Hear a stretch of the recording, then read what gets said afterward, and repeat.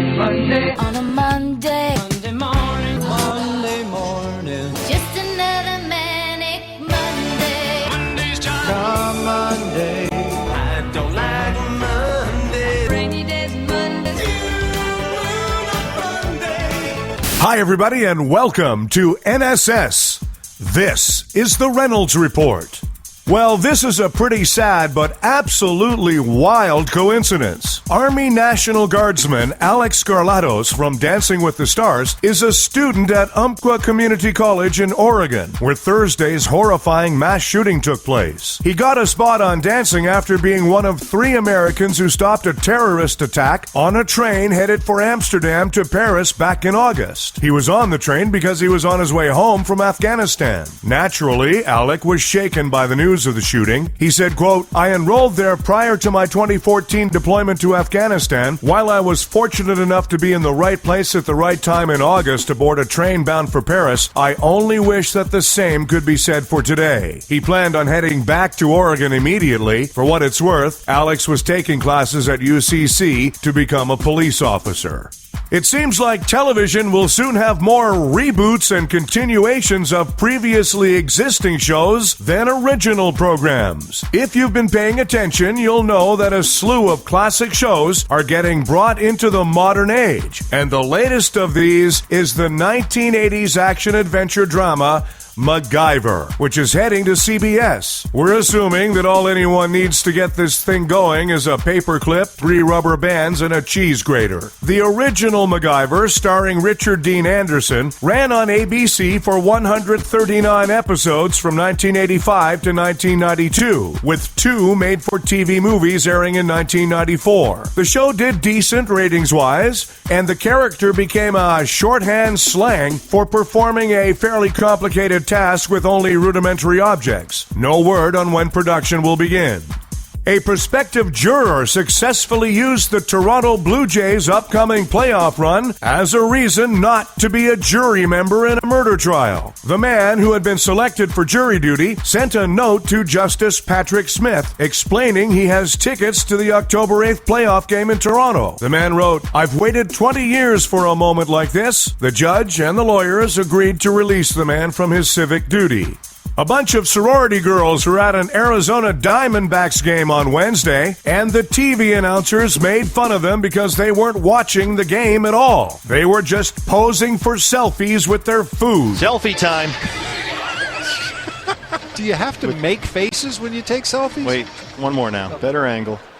Oh, check it. Did that come out okay? That's the best one of the 300 pictures I've taken of myself today. Every girl in the picture is locked into her phone. Oh, Lord. Every single one is dialed in. They're all just completely transfixed by the technology. Oh, hold on. I'd take a selfie with the hot dog, selfie with the churro, selfie just of a selfie.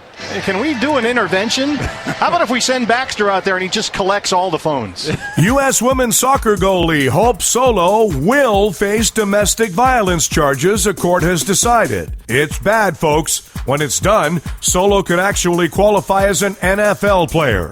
Donald Trump's rare 1997 Lamborghini Diablo VT Roadster is up for sale. Yeah, it's showy, loud, and impossible to steer. Janet Jackson's new album Unbreakable is in stores, and if you're in Los Angeles, there's a good chance that one of her brothers will ring it up for you at the cash.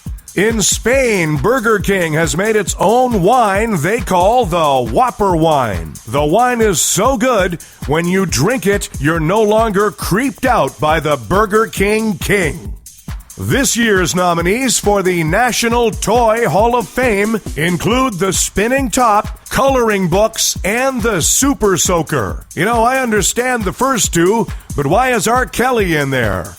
A Russian scientist says he's discovered the secret of eternal life. So he injected himself with a 3.5 billion-year-old virus. Apparently, it's not working so well. Now he just grunts and groans and throws rocks at anyone who comes close.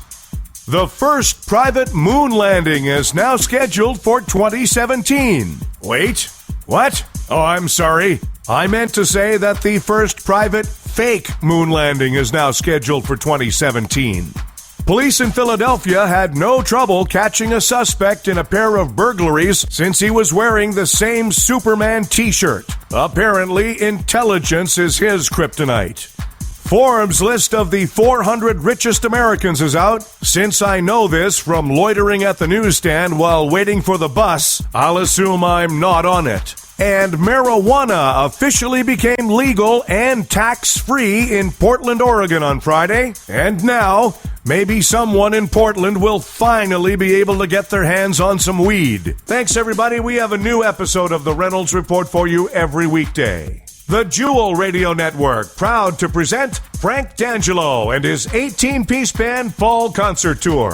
Thursday, October 29th at the Aurelia Opera House. Friday, November 13th at Casino Teatre Lac Lemay in Gatineau. Saturday, November 14th at Teatre Corona Virgin Mobile. Saturday, November 21st at the Garrick Entertainment Center in Winnipeg. And Saturday, November 28th at Stonewall's Restaurant in Hamilton.